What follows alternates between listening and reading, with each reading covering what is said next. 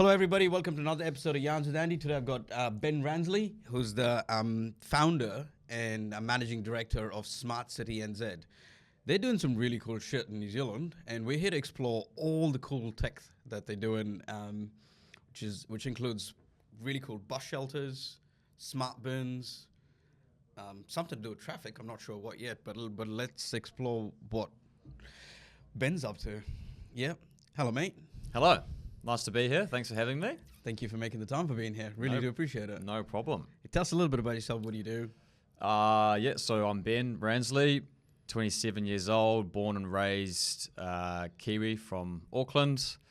And I'm the founder of Smart City, which is a urban technology and innovation company focusing predominantly on showcasing and bringing smart city initiatives to the New Zealand market. A little bit of a background, I started the company or founded it just under 5 years ago. So what were you, like 23 years old when you started the company? 22. Fucking hell, mate. Yeah, 20. Where did that insight come from? Yeah, so... Where did you go? You're like, I don't know what to do with my life. I just started a company. It's an interesting one. So my parents owned a company called, own a company called TSL. TSL is a traffic signals and civil construction company. I know who they are very well, bro. Yeah. I work in construction. You would have seen them around, yeah. So my dad was a sparky by trade, mum was an accountant. They started this business and I was always kind of surrounded by technology, right?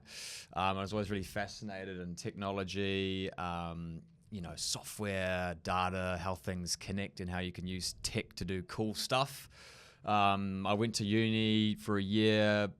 So I had that growing up, obviously, that influence. Went to uni for a year, didn't like it. Oh, yeah. Left, What'd started... you do in uni? Well, I went to study building science to do I was going to major in project management. So it's like an architectural first year. But uni wasn't for me. It's not for everyone. I got bored very quickly. And you said, I'll start a company. No, so I came home. I went to uni in Wellington, then I came back to Auckland and I started working doing smart homes. Home automation systems. Like you push a button and your curtain opens up. Exactly. Shit yeah. like that? Yeah. So pretty much you control your whole house off your phone or off tablets that are around the house. Everything from your blinds, your lights, your music, your TVs, your heating. You could, flick your toaster on with your phone if you wanted to, kind of thing. Yeah, with NA10. Yeah. And WhatsApp. Yeah. It's all possible now. Exactly. So I did that for 3 or 4 years and then just kind of wanted to progress. Saw that there was a bit of a gap in the market. Overseas, I saw this idea of smart cities becoming more and more popular. Yeah. Looked into New Zealand and saw that there was no one doing it. Oh, yeah. No one focused solely on being a smart city provider or solutions provider in the New Zealand market. So winged it, quit my job, started it, founded it, and then just hustled for... So where was your initial investment? Where'd you get that from? So pretty much I had support of my mum and dad for the first year. Oh, yeah. Yep. So I kind of worked partly with TSL and partly on Smart City. So I kind of, did work with TSL, helped them do business development and some operations and things like that. And they paid me for that. And I used pretty much that time and that money to supplement me trying to found Smart City. Cool, really cool. So at the same time, I was working, I guess, in 2 roles.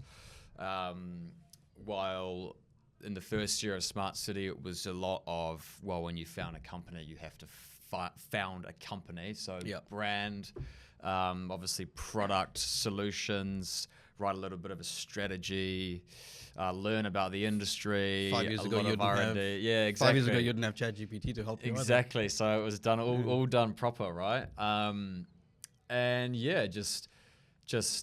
I established some global relationships or partnerships with some really, really quite amazing, innovative technology providers and suppliers. Did you fly to China? No, we don't get anything from China. Yeah. Germany, Canada, Serbia. Serbia. Yeah. What? Serbia. Yeah. What do you procure from Serbia? That's you where. don't have to tell me if you don't want to tell the that's audience, but where we can get into it in a little bit. What else are we getting? The Netherlands as well. Oh, yeah, Netherlands, So all of these countries, if you kind of think Germany, Canada, the Netherlands, Serbia is actually a very technologically advanced country, believe it or not. They're all, especially Germany and Netherlands, you get the idea of, these guys are progressive thinking people, or the countries are very progressive. They've got good economies behind them. They're investing a lot of money into tech, and they are fundamentally technology inventors or innovators. So, we partnered with them, or looked to them, or looked to those countries and found really cool products from all of them. Then we've cool. And then we established essentially a little bit of a supply chain through there, and just started going for it in New Zealand, and that was 4 years ago. Just smashing the phones, driving around the country, going to events, just staying at it. During the time we were kind of coming out the back of COVID as well. Yeah. It's pretty remarkable that we actually managed to at least establish ourselves in that period of time. And then over the years, this will be, as I mentioned, this is our 4th year trading. We've kind of just so wait, molded. let me just step it back a little bit, right? Yeah, man. Okay, so you're like you're 22 years old. I was 22 at the time. Yeah. When you established the company, the New Zealand schooling system probably didn't teach you about what the tax lab looks like, or how you file your taxes, and what resident withholding tax meant or dividend withholding tax meant. How's that, learning about all of that for you at the age of 22? That's a good question. That was a big part of it, eh? Oh, for anybody that owns a business, understanding taxing structures is huge. Taxing and also... I'm talking from my own experience here, by the way. I mean, it took me a while. Fortunately for me, my mum is an accountant, so that really helped. I was able to,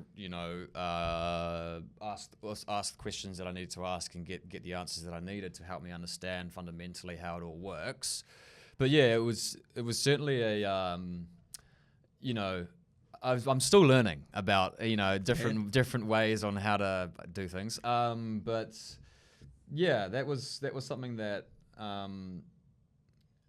I guess it comes with establishing and starting your own business. You must learn. It's not just that. You've got to build business cases. Now you got to write proposals. Now There's a lot, man. There's a lot. Dude. And and it's just the taxing side of it, and everything down to how you do your GST returns, how you can claim for things, all that stuff, Do you do your GC returns, or does Mom and Dearest do it? No, I have an accountant that does all that. I don't fluff around with that. I just use Xero. Hang on. I code and do all the stuff that I need to do. So you have an accountant in the house, but you actually use a different accountant? External. You don't want your mom to find out about your accounts? Should be pretty good, to be honest, but no, it's easier that way.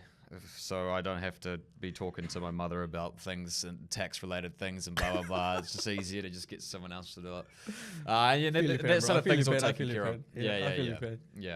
So, that was cool. That was a good part of it, actually. Yeah, and I think, doing it by yourself. Yeah. Well, me doing it by myself, having no co-founder or partner or investor or anything like that, you are forced to learn, aren't you? Which I think is actually a really good thing, because not only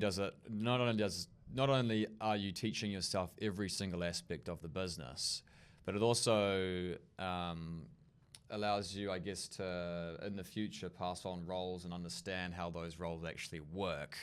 So maybe it equips you in a better way, having it just you. And then I like to say there's no place better than the deep end. You have to learn how to swim. So forcing yourself to learn cool things like that, I think is really valuable for a business owner or entrepreneur. Or fun fact: we both started our companies at the same time. Really? 4.5 years ago. Yeah, crazy. Yeah. I quit my job at Fletcher's. I said, I'm going to set up my own business, and I set up my own business, which is really cool. You're a one-man band now, which is, that's okay for now. The problem when you start growing the biggest problem I face, at least, as the company's like grown, we're like 8 people now within the company. Yeah. Letting go, bro. Yeah, totally. Yeah, I've heard about it. Oh, mate. Like, you're such a fucking control freak because you've done it all. Yeah. Like you're in the deep end, you're learning it all. And then when it time's to go, like, yo, you just got to delegate this. You're going to set this off. Yeah. In back of your head, you're sitting down thinking, they're not going to do a good enough job as I'm doing. Nah, but you just got to trust. You know what I mean? Yeah. So hard, mate. So See, hard. it's funny you say that. Yeah, it's like there's that old thing, no one will ever care as much as you do, especially when it's your baby, you know, like I was actually watching a video last night. There's a guy that goes around like interviewing billionaires and stuff. Have you seen him online? He kind of runs up to them and says, in the car? Yeah, sometimes it's in the car, sometimes it's, well, not that guy, but anyway, similar thing. And he goes up to and he just can spot people that are obviously really, really well off. And he was talking to a billionaire, well, not a billionaire, but a multi-millionaire yesterday, and he asked the question, or you know, what was one of the best pieces of advice you can give as a successful entrepreneur? And he said to delegate and to let go. You know, as exactly as you've said, it's one of the most difficult things to do, but it's also one of the most, I guess, you know, empowering, most important things, and sensible things to do. but you delegate. I'll add to that. You delegate with structure. Yeah. But people will fucking surprise you. Trust me. Yeah, I know. They will surprise you. Like, I've been surprised a few times. Guys, yesterday I was surprised. It's something that the team did. Yeah. That's what I'm talking about. But it's incredible, mate. It's incredible. It's different chain of thought. But anyways, mate, I'm really glad that you started a company at 22. For anybody out there that's 22 years old and wants to start a company, what would you tell them? Do it. You got Just nothing to fucking lose, man. At 22 years old, you literally have got nothing to lose. You can always, look, if it fails after a year, you can just go back and try something else. But you know what?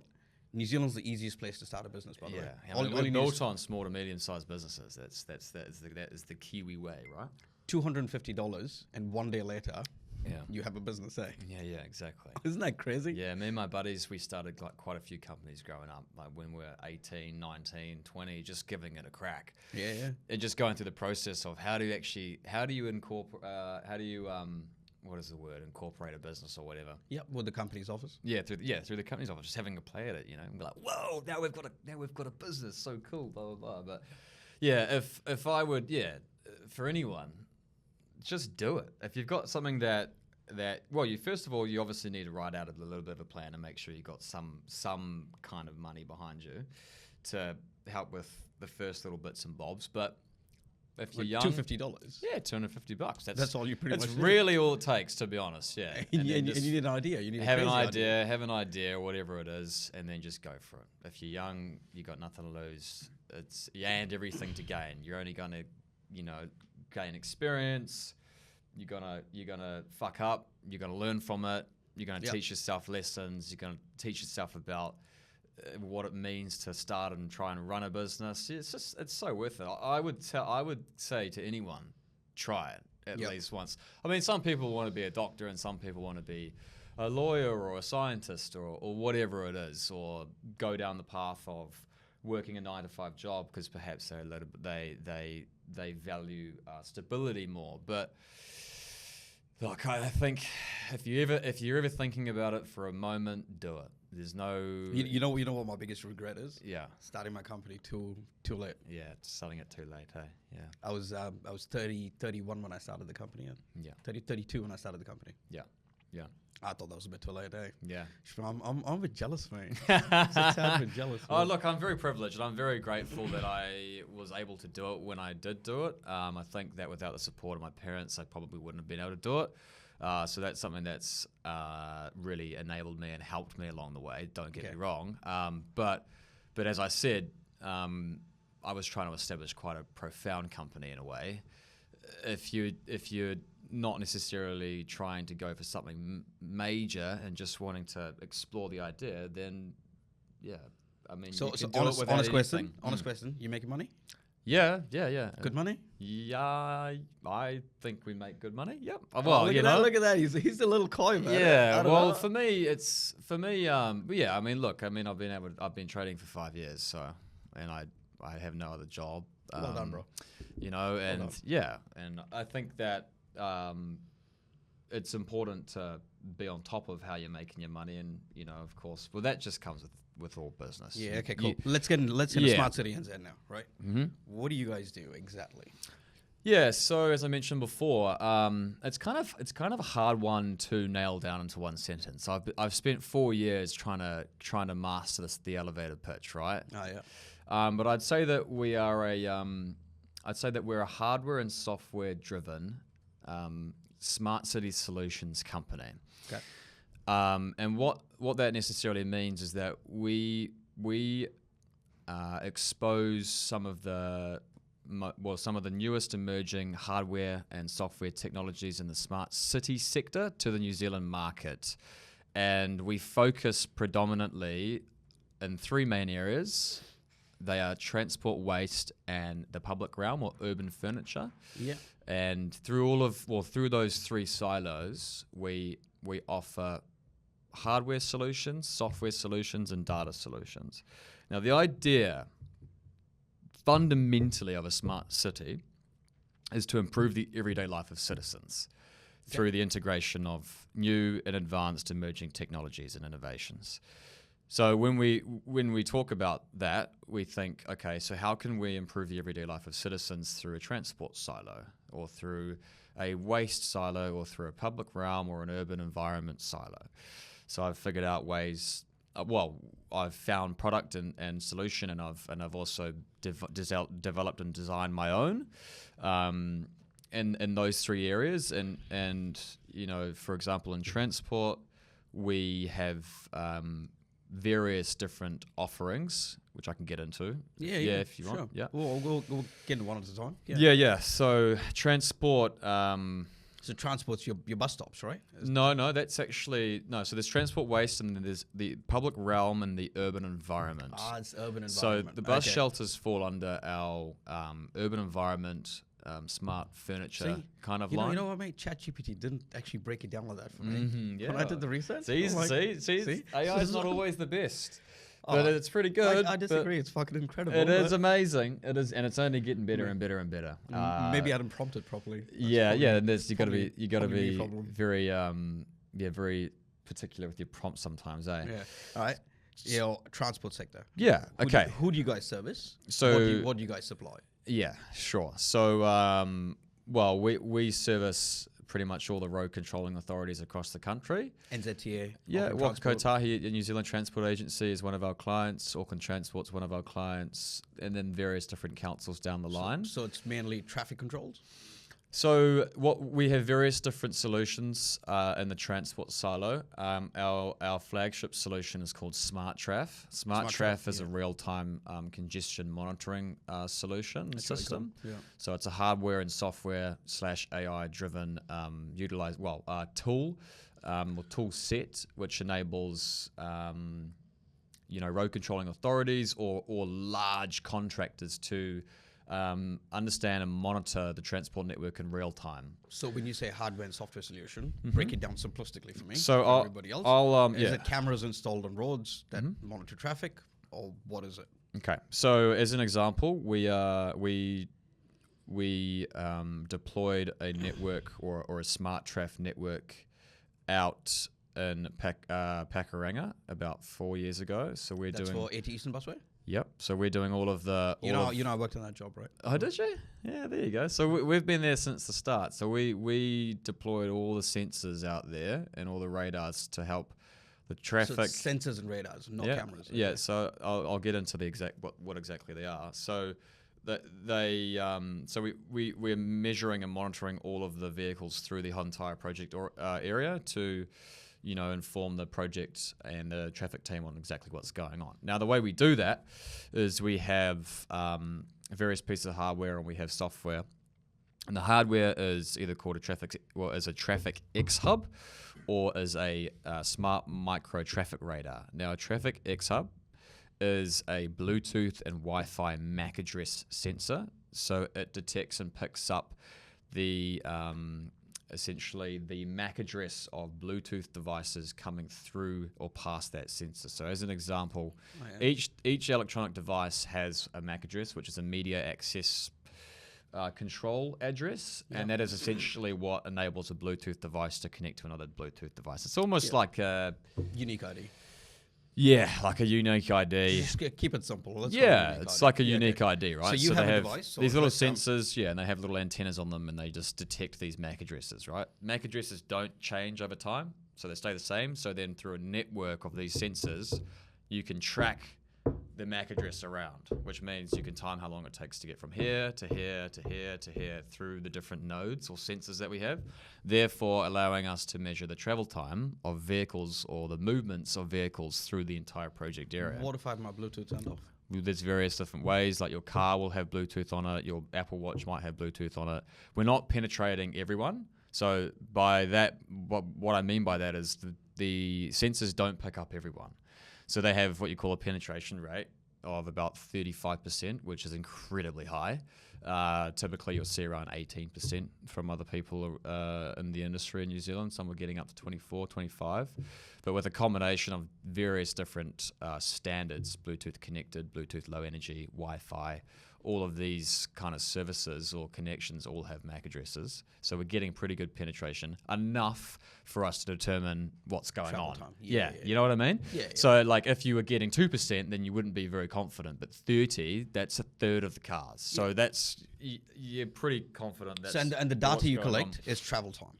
So it's not only travel time. So Congestion. we do travel time. We collect all of that data, and then with all of that data, we can do various things with it. Predominantly, you use it to monitor the congestion in real time, but then you can use all of the historical data. So we've been collecting data for 4 years, you know. And you can now track over a period of time. Yeah, exactly. So we have exactly. So we can offer insightful reports for the traffic or the project team to understand the performance, how they've been performing from a traffic management perspective and congestion minimization perspective. Using that or using those charts or those comparisons and reports, say an MP might want to understand what's going on. What is happening out here? How have you guys been performing? They can use all the data that we've collected and then put it into reports. But I won't say it now. Yeah, I mean, there's been an issue with the new intersection that's opened up on Rahihi recently. Where? Rahihi, after the flyover opened, there was a little bit of an issue with the layout down there. Oh, yeah? And it caused a little bit of congestion. We helped them very closely on understanding what's going on. Where's this location that you're talking about exactly? Takaranga, at the Eastern Busway. So that's Reeves Road flyover? Yeah, so at the end of the flyover, there was a little bit of an issue with the way that the intersection was laid out at the time. They've fixed it now. But at the time, there was causing a little bit too much congestion. AT have made a public announcement about this. But we helped them understand exactly what cool. By how much it has impacted congestion in the area. Really cool. So they had, obviously, since our sensors were already there, we could very easily show them a before and after comparison. Okay.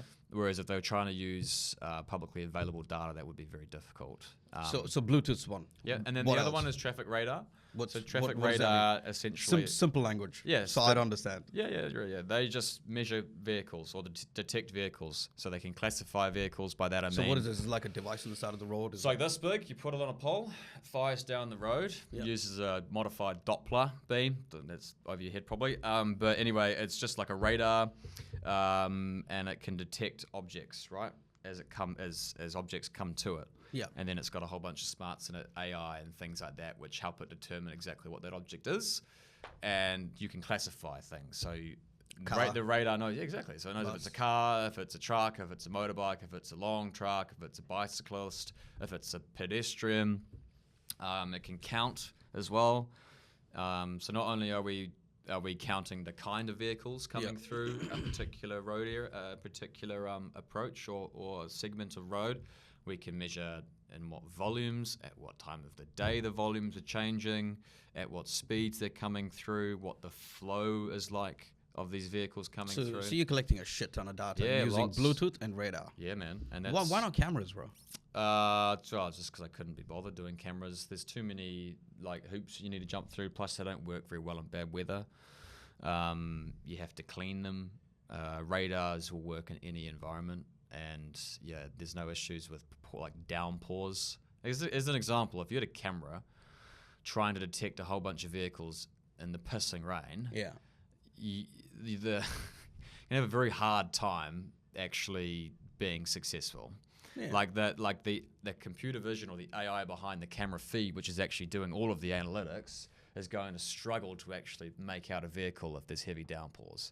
Like, you will miss a lot of data. Like, and there's an example yesterday or the day before, whatever it was that we had those crazy downpours. The audience cameras would have been having a hard time, man. Guarantee you that there would have been a lot of data missed. So radars are better in that regard. Also, camera feeds, there are privacy issues and concerns behind that as well. So you got to make sure that you're following due process when it comes to the collection of those camera feeds, and then the can't be worse than you penetrating a MAC address. Well, there's absolutely nothing wrong with that, because you can't tag it back to anyone. It's not an identifiable address. It's just a number. So if you're firing a camera at someone, you can see their face. If I'm just detecting a random number in the realm of the worlds, I can't tell it's you.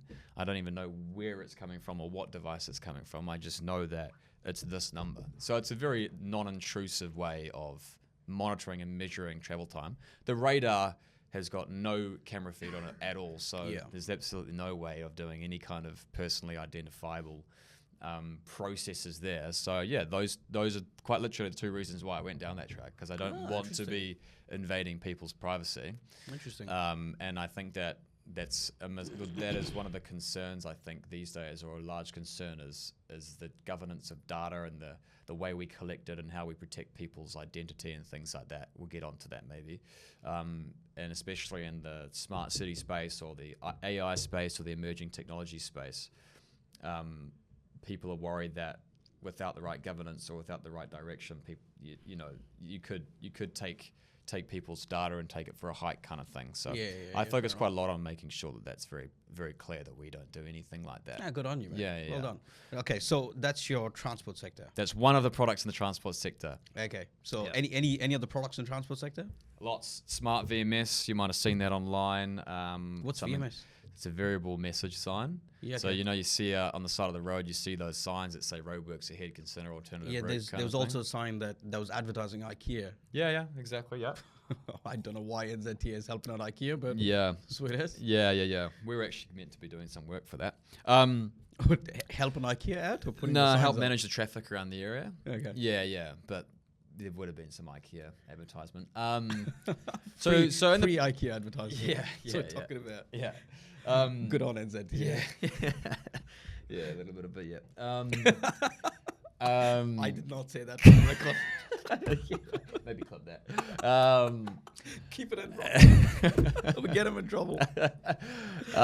So smart VMS.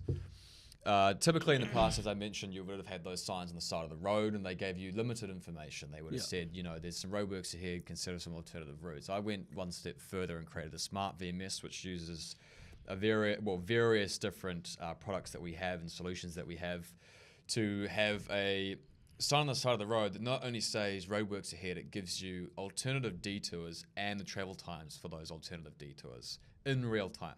So as you approach one of these signs, it'll say roadworks ahead, consider alternative route, and it will say travel time via this detour is this time. Travel time via this detour is this time. Well, my Google Maps does that for me. Yeah, sure, but sometimes people don't have it open, and as you drive past, it's at least there for the road user to see and help influence their behaviour, right? We're kind of putting the decision making back in their hands. Not all people have Google up on their dash or whatever when they're driving, right? So at least this way, they're still getting valuable information, but we can very effectively basically reroute traffic around a construction area by showing exactly how long it's going to take various detours. I mean, that is a valuable piece of information that road users haven't previously had, right? And then that is for what we call smart detours. But then we can also use smart VMS. We've done this a lot with Auckland Transport to promote public transport. So I figured out a way on how to. Wait, we have public transport in New Zealand? Yeah, it's getting a lot better in Auckland. Yeah. Are you sure? Yeah, I can't wait for the CRL to open. Seriously, I think it's going to be great, but we'll see. We'll have to wait and see for that. Wait, hang on. $5.5 billion spent on 3.6 kilometers railway track. Yeah, I know. Look, it's okay, cool. It's cool story, bro. It's a lot of money, but at least we got it done. You know, I have a weird stance on that. I think that it's amazing that we built a metro in Auckland. But yeah, it shouldn't have taken 10 years, and it shouldn't have cost that much money. But anyway, that's another story. And yeah, so look, VMS, essentially we can display real-time travel time data on these signs, and that hasn't been available before. And that we were the first to do that in New Zealand. I think we're still the only people that can actually do that. Display real-time public transport travel times versus real-time car travel times to show just how much faster it is to take public transport at certain times of the day. So we did that a lot. We've got other solutions in the smart VMS kind of category. We also do a lot of we use smart radar trailers, which are mobile traffic detection solutions. We can do like roundabout analysis with these things. So in the past, you would have just had pneumatic tubes that you drive across. Everyone would have seen them before. Those lines on the road, you drive over them. You mean that those black thingies? Traffic counters, yeah. So we are we've again taken it one step further. So we use our radars in a mobile setting, so we can literally tow these trailers around, wind a pole up, have a radar firing down and looking at vehicles. We can do things like turning movement analysis at roundabouts. Oh, cool. It's very difficult to do because, well, there's no technology that necessarily is able to determine if a vehicle turns left or right or goes straight at a roundabout, especially if you're just driving over a tube. So we figured out a way to do that with radar. So that's our smart radar trailer offering. We do a lot of work with Auckland Transport on that, helping them understand, or the asset team, etc., understand vehicle flows through areas and roundabouts and in what volumes. Again, it's all of the data and all the information that we collect and the solutions we offer. We're trying to reduce congestion and improve the experience that customers have on the road. Yeah. Therefore, improving their everyday life. It comes back full circle. So your main clients are obviously Auckland Transport. Mm-hmm. We do a lot of work with Auckland Transport, Wakatahi. Yeah, we do work with consultants as well, constructors, designers who need the data. Yeah, exactly. Okay. So this is a boatload of data that you're collecting on the road traffic, right? Yep. Yeah, assuming you're warehousing it somewhere. Well, it's it'll all come to New Zealand soon. It's globally in Sydney, some of it as well, and some of the data centers there. Actually, being AWS, it's probably some of it will be in New Zealand now, which is good. Yes. AWS have. Yeah. So I'm assuming. There's So we have various different dashboards, and some of them are housed on AWS, some other platforms, you know. But yeah, it's all protected. It's all secure, and we're trying to bring it all into New Zealand because that's nice to have everything here, right? And why not? Maybe try and get them into some Spark data centers, things like that. At least we can bring it back to Kiwi business. Here's another idea, mate. Just set up a whole server in your house. Move it on there. I have thought about it. It's a lot cheaper than going cloud. I literally have thought about that. Yeah, a lot cheaper, and it's not going to take you long to migrate all the data from the cloud onto your server. It wouldn't do. Yeah.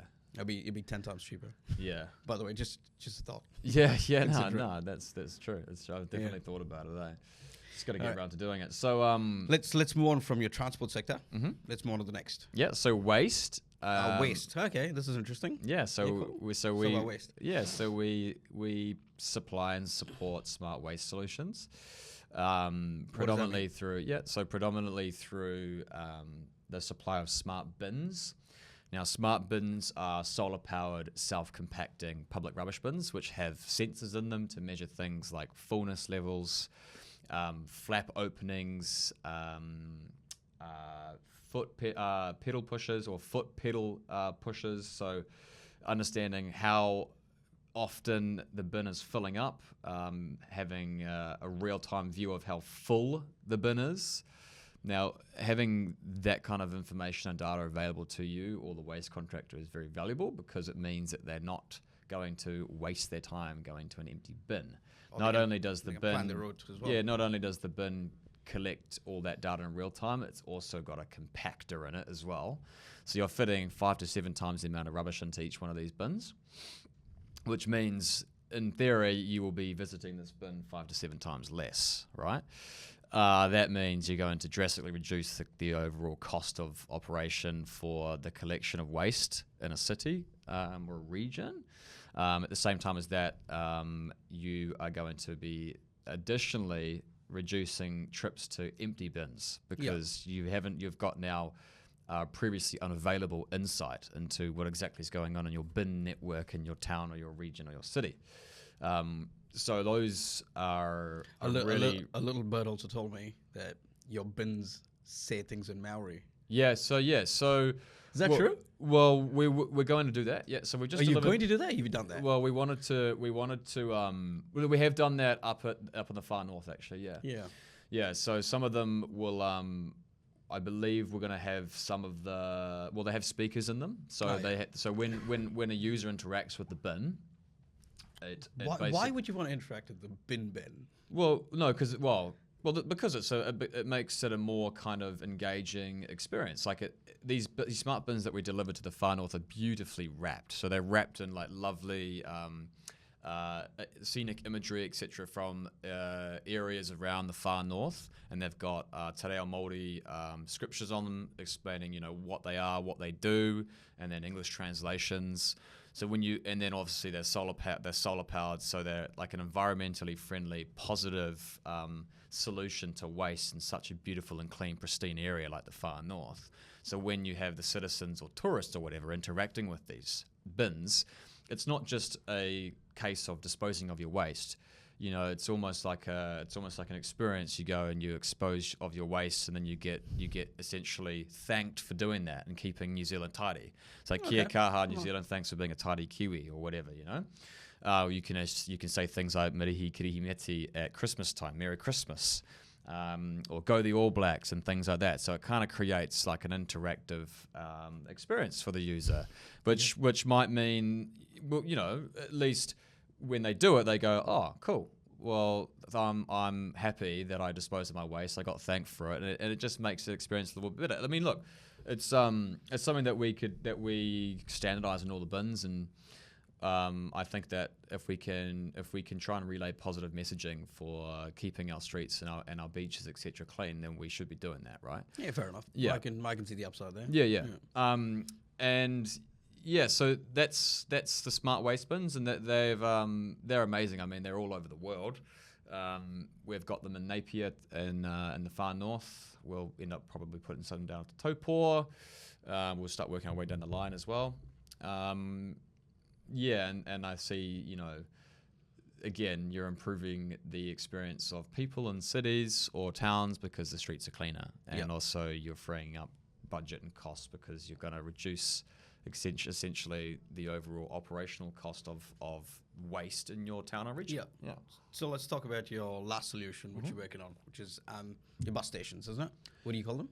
So smart. Yeah, so we have the smart furniture product line. Smart furnitures. Yeah. So the bus shelters are really, that's our newest integration of smart furniture through our newest product, Smart Beam.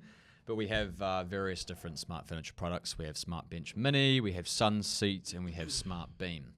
All of these products are essentially solar-powered street furniture products. The Smart Beam is a little bit different. And on a Smart Bench, as I mentioned, it's solar-powered. You have charging capabilities on them. You can specify them to have things like air quality sensors. Wait, if you're having charging cable, you need to have a battery somewhere in there? Mm-hmm. Yeah, so they have it there. They have solar panels on top, internal batteries, which completely separates them from any need or necessity for power. So they're fully self-sustained, easy to install and deploy very quickly because they don't need power. You just need to find a sunny spot. And then they have, 7-day battery reserve in them once they're full with sun, fully charged. These are the minis, and they have two wireless chargers on them. They have 2 USB chargers on each side. You can specify them to have modems or free Wi-Fi in them, so offer back free Wi-Fi to the public. They have air quality sensors in them, so you can measure, the particles of dust or whatever. I forget what it's called, the particle PP 2.5 and P10, I believe. Anyway, it's just essentially measuring the quality of the air. You'd use those things down in like the inner city and the CBD and help whoever it is that's monitoring that kind of thing understand exactly what's going on with the air quality down there through like a very unintrusive way, just through a smart bench. Quite cool, right? Yeah. And then there's Sunseat, which is a little bit different, but again, it's the same kind of concept, solar powered charging capabilities. But then Smart Beam, which is our newest one, is the smallest kind of, I guess you could say, smart furniture product that we're offering to date. But it's the cheapest and the easiest to install or retrofit. Now, it's 1.8 meters wide, 150 mil, 1.8 meters long, 150 mil wide, and about 40 mil thick. Yeah. And it's essentially got just a top solar panel, 2 inductive chargers, and a USB Type A and C charger on one side. You can, again, specify these things to have air quality sensors, Wi-Fi, etc. You're just collecting a boatload of data. No, these don't collect data at all. Air quality? Well, no. If you specify them to have that, yes, you will be collecting that kind of thing. But the standard ones, which we bring in from the smart beams, just offer charging, and they have LED lighting underneath them as well.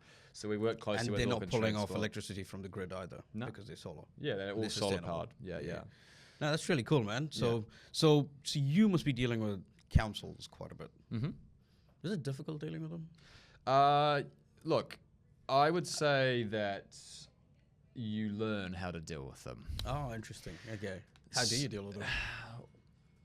very slowly, and you just have to Patiently? Yeah, you got to be patient, man. I mean, I've learned so much patience being in this industry. Some of my jobs have taken 18 months to get over the line, just because. I'm not surprised. Yeah, exactly. Just from the idea to convince, and then through all the meetings, etc., that you have to Through go all the through. proposals, all the paperwork you put through, the presentations, paperwork, exactly, mate. the approvals. You know exactly. So, yeah, I think that the hard thing is getting in. And by that I mean is in actually becoming a credible supplier. An approved supplier.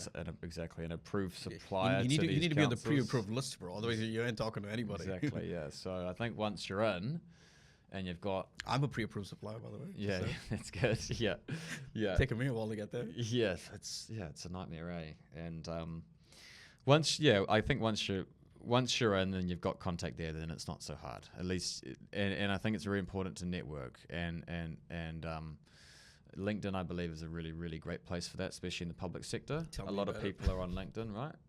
Go along to events and meet with these people face to face. Nothing's easier than leaving an impression on somebody than doing it in front of that person. In person. Trying to cold call them or email them and expect something, I think, is a lot more difficult.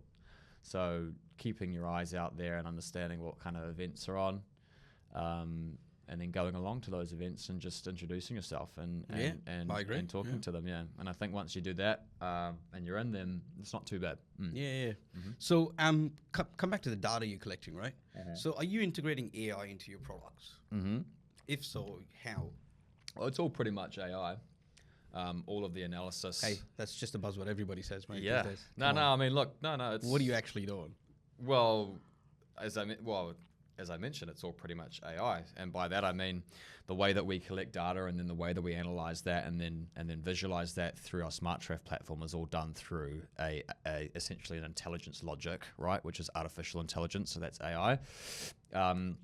The smart bins, the same kind of thing, right? You have these little algorithms that are being utilized in the back end or in the software to understand, how frequently bins are being emptied or filled. The data that they get from that can offer information on how much savings you can make based on past operation and new operation. With the reduction in collections, we can use AI to essentially calculate and understand the savings there. Smart Bench, maybe not so much, but also the Smart VMS as well, like being able to rank the fastest or the slowest detours and travel times in real time. It's all done through essentially intelligence logic or artificial intelligence. So depends on to what kind of extent you mean by that. There's physical AI, which is a lot of the stuff that we do as well, having essentially sensors out there that are measuring and sensing and detecting the world in real time and doing things with that data is all done artificially and intelligently, right? And that's through physical means, through actual hardware.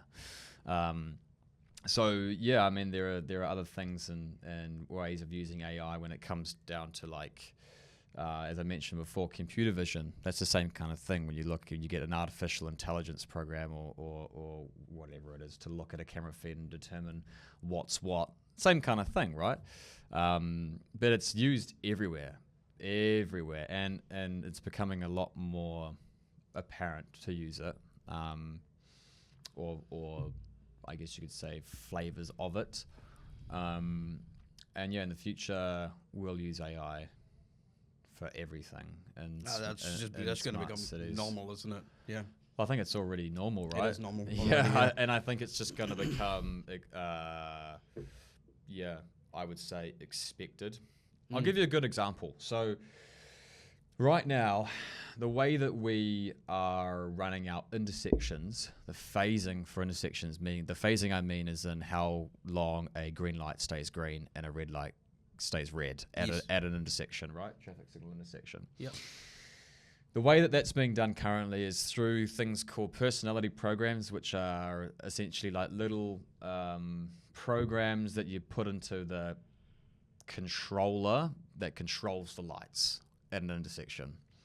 And then when a car comes up to a stop, this intersection can detect that car, and then the personality essentially tells the light, or the program tells the light what to do, right? Yeah, because you have your sensors with the car stops. Yeah, you have inductive loops in the ground at the stop line.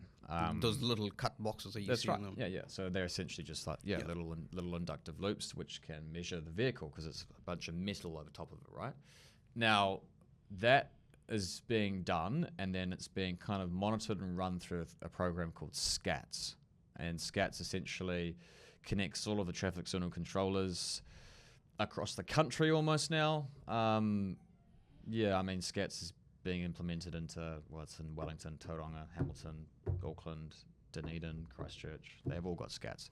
So SCATS is what essentially monitors and looks at all of the different intersections and all the different personalities and kind of tells it what to do at different times of the day.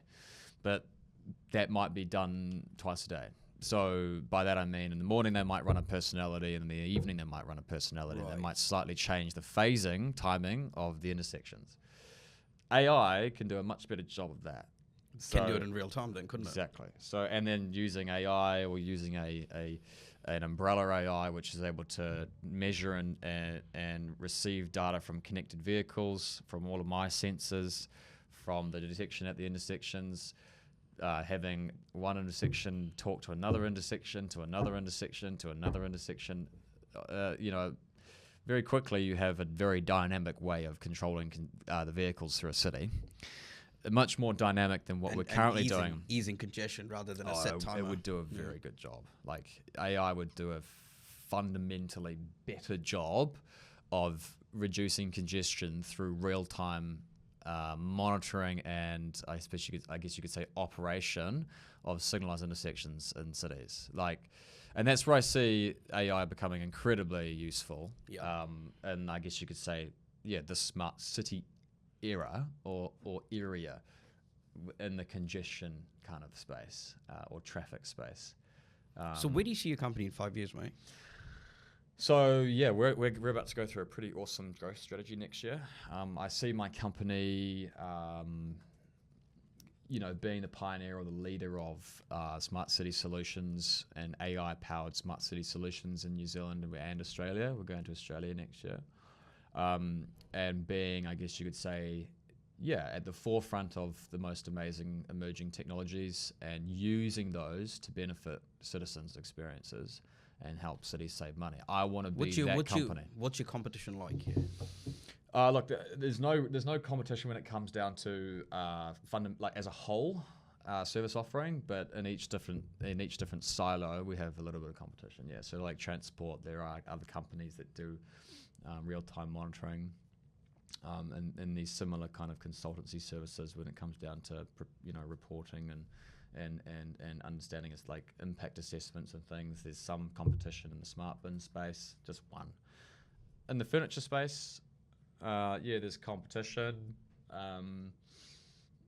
but I think you kind of have to use it to your advantage. I think competition is a good thing, man. It breeds innovation, right? 100%. Yeah, but it's not too bad. But look, 5 years time, I think that I would really would love for our company to be, at the forefront of this and have made amazing impact on the way that our cities are run. Particularly Auckland, I think that there's a lot that we can do here. Yeah. And I would love to do that. Really cool. Really cool. Mate, it's it's quite a lot to take in. It's a lot of information. Yeah, there's a lot, dude. And I talk, and I haven't even scratched the surface, But that's good. That's, I think you've given everybody a flavor of what you do, which is quite cool. Yeah. Which is really, really cool. Mm-hmm. I'm sure the audience would love all that insight you provided, Ben. But now on a personal note, you started your company 22, give or take 27. You're hustling hard. Mm-hmm. That must, how do you stay grounded? But what do you do to take care of your mental health, take care of yourself as a young entrepreneur? Yeah, it's a great question. I think, I say movement is medicine. And movement is medicine. Yeah. That's interesting. I've never heard that one before. I think it's my mate that said that, actually. Max Hoonhout. He's like an Iron Man, and he's an incredible inspiration when it comes to, the power of movement when it comes down to health and just keeping grounded and keeping level-headed. I think that strenuous exercise, consistently is a really powerful thing. Oh yes, I agree. Yeah, and I use that a lot. So in such a fast-paced world, and when you got a lot going on,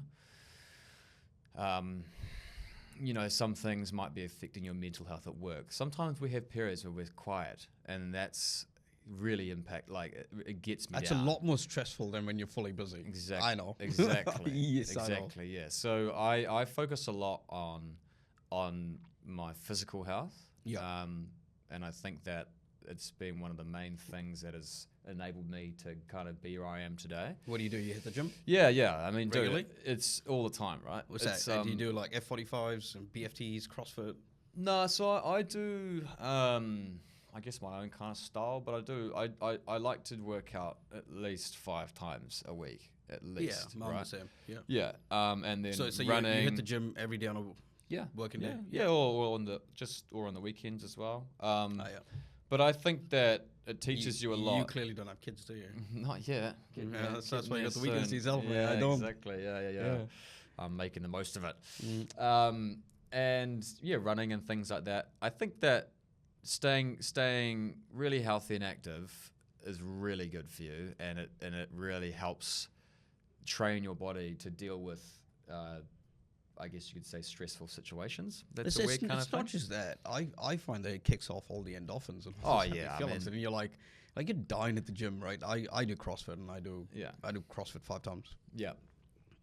I mean, it's an interesting story of why I started CrossFit, but I was like, just imagine an old Indian dude sitting here with a bald head and a pot belly trying to fucking talk to you in a podcast. That's not very appealing. I'm like, get to the gym. That's enough to get me to the gym every day. But it's evolved to more than that for me. It's evolved to my mental health every day, like you said. Yeah. Movement's medicine, never heard that one before, but that's new for me. Yeah. But it's true. It absolutely is. Yeah. Absolutely true, man. Yeah. And I feel so much better after the gym every day. Yeah. It's like so much better. It is science, quite literally. And whenever I see people that are unhappy or down, there's another inspirational, well, not inspirational, I wouldn't say that. I'd say another well-known figure said that you can't be depressed with a 6-pack. Or if you're fat and you're depressed, go get a 6-pack, then come back and tell me if you're still depressed or not. And essentially, if we unpackage that, it's just movement. And staying healthy and staying active will always ground you and always make you feel better about yourself. You know and what? About everything. I have a theory, right? I think if everybody in the world went to the gym 5 times a week, there'd probably be no crime in the world. I agree. I totally agree. That's just a theory. That's just a theory. I do agree. It's unproven, unverified. Yeah. But from the experiences I've had go to the gym, I'm just like, yeah. Yeah. And diet and what you eat. I'm a very big advocate for your body's your eating temple. well. Yeah. Well, it is 100%. So they call your gut your second brain. So if you feed your gut well, then your body will treat you well and will perform well, and everything will be balanced, same as your brain. See, that's where I lack. I'm just like, I've gone to the gym now. I can eat whatever I want. You know? No, seriously, and yeah. I mean, these honestly, all of these things help me day to day to perform well. In business, in life, in my relationships, with my partner and things like that. If I'm eating well and training well and sleeping well and drinking a lot of water, that fundamentally improves the way that I believe you operate as a person, right? Yeah. So yeah, that's a big one for me to stay grounded cool. and stay and yeah, I love that little an hour-long escape that you can get and just think about nothing other than just that. Other than just surviving for that 1 hour. Yeah, exactly. I know what you mean, mate. Yeah. Hey, yo, but thanks for your time. Thanks for Pleasure. teaching me and everybody else a lot about traffic and smart tech, which is quite cool. I'm really excited to see what's going to come up for you, to be honest. I keep a close eye on what you're doing. Yeah. And if there's anything we can do to help, mate, reach out. Yeah, we'll do. We do a lot with data, so we do a boatload with data. Yeah. Like you wouldn't believe. So cool. yeah. Oh well, I'll definitely have a look and reach out and see what we can do together. There could be something in the future for sure, right? Yeah, for sure. But no, mate, thank you for making the time. Thank you for being here. No worries at all. Been an absolute pleasure. Yeah, my pleasure as well. Thank you so much for having me.